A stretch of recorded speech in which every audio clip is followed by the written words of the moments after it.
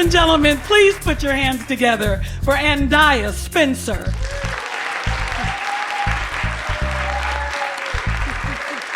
All the way from Ann Arbor. But originally from Detroit. Originally from Detroit. Can I lower it? There we go.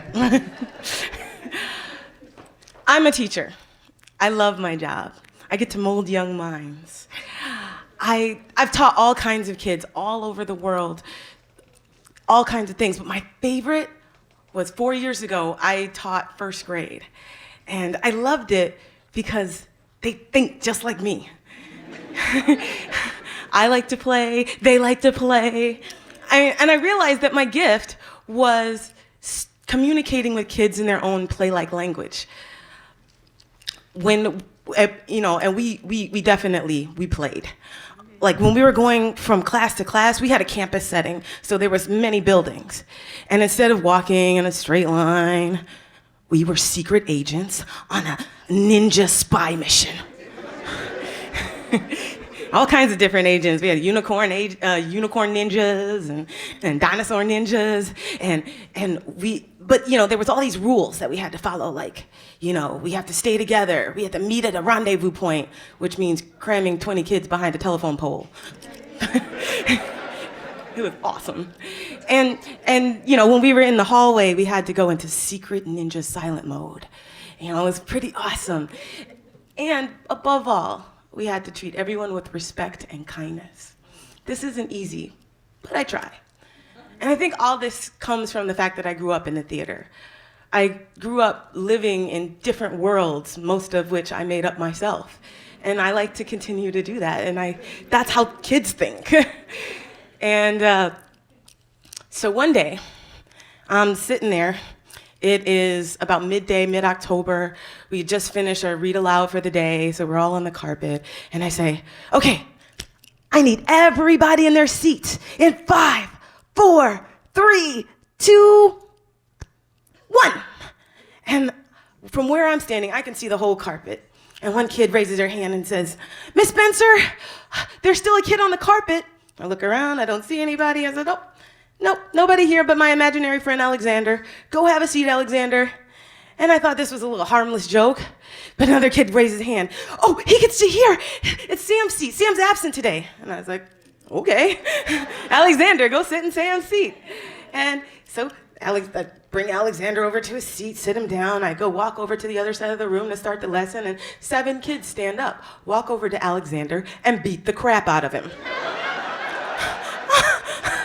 My sister would later remark that apparently the first grade has the same initiation rites as most inner city street gangs. Whoa, what are you doing? Miss Spencer, we can't get in trouble for this. So wait, you're doing this because you can't get in trouble?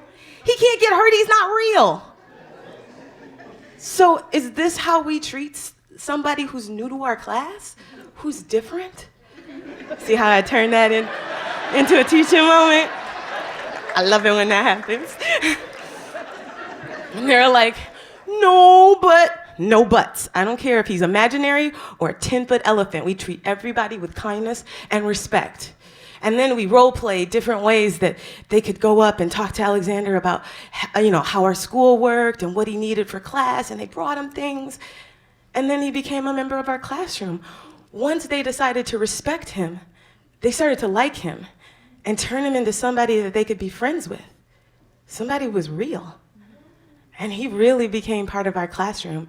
He got his own desk, he got his own cubby, his own math book, his own clip on the chart. And he would turn in his math work too. They would close ranks on him too. They were like, I was like, Alexander, who did Alexander's math sheet? Alexander did it. Okay. Who helped Alexander? Alexander did it all by himself. Look, number 8 is wrong. I need to reteach some stuff. Nah, they would not let him through.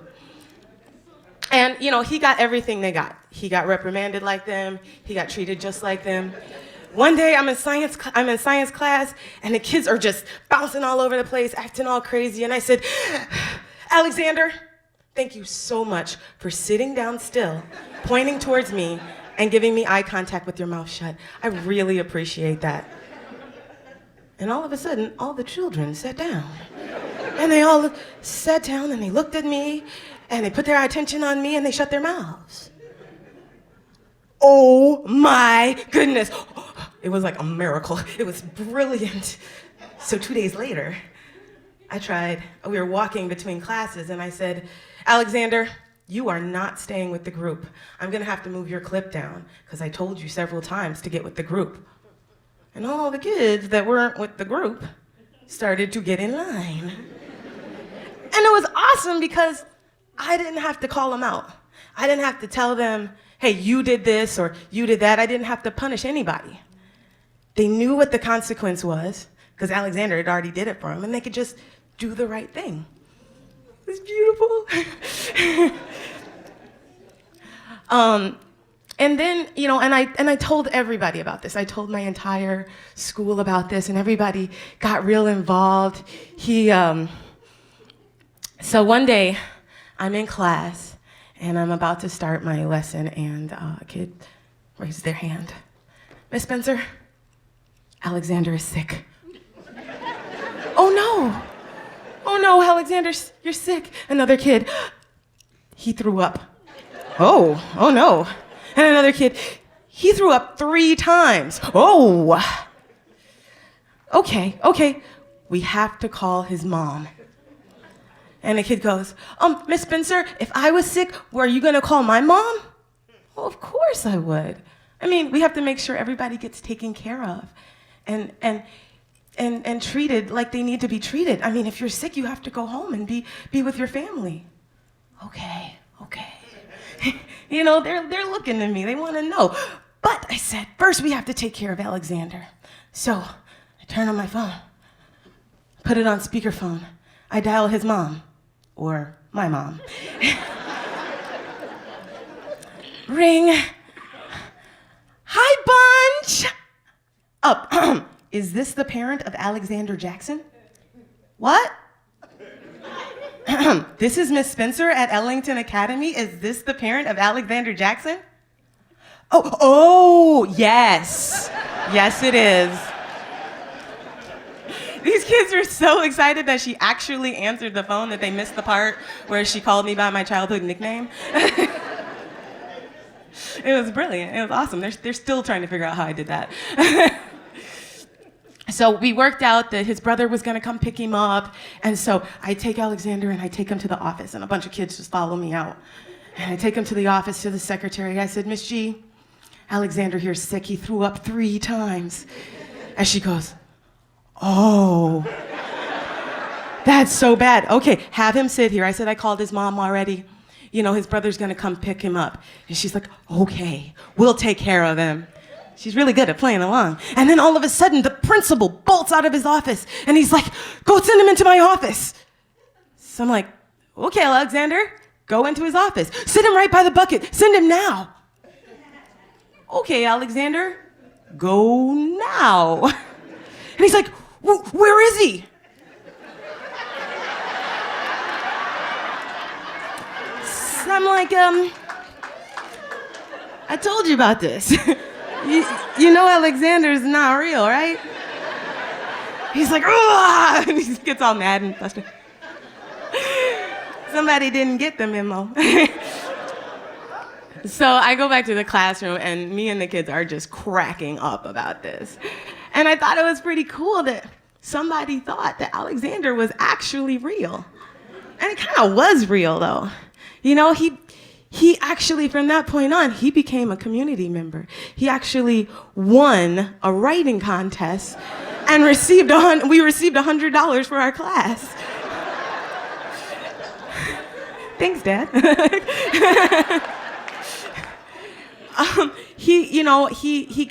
I sent him out to Facebook and I said, well, he needs a last name. What do you think Alexander's last name is? And from a lot of conversations I had with a lot of people, we came up with Jackson. And that's how he started to become a really big part of our community. He started to breathe life into him. When I interviewed at my new school, I had to do a lesson with the kids. And so I brought Alexander along with me to my new school. And I introduced him to the class, and they were like, "Hi, Alexander, you want to come onto the playground with us?" And they took him on a tour of the school, and they showed him the playground. It was very different from his first day at the old school. And so then, I got the job, and the head of school said, "You know what, we'd love to hire you. One caveat, you have to bring Alexander with you." And I was like, "Oh, I can do that. He's pretty portable." So now he's in the 3rd and 4th grade, and he works a little different. He mostly is used to break up the tension. I don't control him. The kids tell me what Alexander's doing from time to time. And so when we are in class and we're talking about current events, which currently are pretty scary, if it gets too scary, suddenly Alexander will walk across the middle of the room and go in through his locker, and everybody will just start laughing. Or if I'm explaining some sort of science procedure or something that's just, the kids just don't get it, and it's just way over their heads, Alexander will fart. It's a good little signal to tell me, hey, take it down a notch. But he has functional uses too. He has his own email, so he sends feedback to the kids. He has his own, when the kids need to learn how to log onto their computers, Alexander's computer will come up and show them how to log onto their computers. He sent a letter out to people all over the world asking what it's like to live where they're from, because he thinks he might want to travel. And people from all over the world sent in letters and videos. There was a sock puppet video. It was weird. There was tour guides from Mount Kilimanjaro. It was a class assignment in the Ukraine to send feedback back to Alexander. I mean, they loved him. It was amazing. I got all kinds of positive feedback about how awesome Alexander was, and they drew pictures of Alexander. It was awesome. I got one guy from Vietnam who kept asking me, "When is Alexander coming to visit? Does he need a place to stay?" And I said, he's not real. I mean, the email was entitled, "Imaginary Student Seeks Travel Advice." I don't know how he got confused, but I'm really glad he did, because that just tells me that his essence is so alive. I mean, he brings people close together. And I'm so fortunate to have a school that will support this crazy character like Alexander being in their midst. I'm blown away. I mean, Alexander is the best gift I've ever received. He has given me a new way to use my gift to communicate to my children. He has given me a tool to let them talk back to me. He has given me a connection to my children, from me to my children to the community. And in that, they've breathed life into him and made him real. And that is a miracle in itself. Thank you.